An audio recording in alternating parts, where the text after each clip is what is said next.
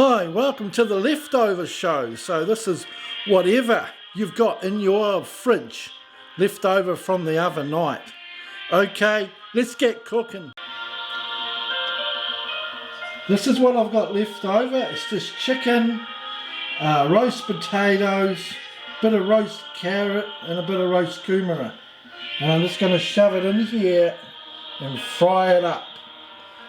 Oh, nothing like last night's roast meal fried up. Woohoo! And I got a few of these things to stick in.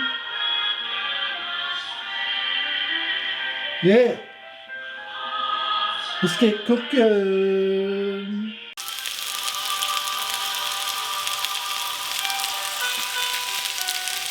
Oh, yummy. Look at all that stuff.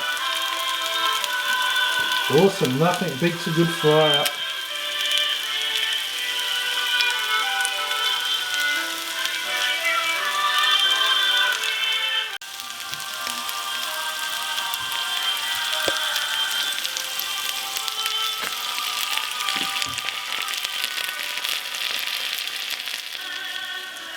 Well, look at that, looking pretty good already.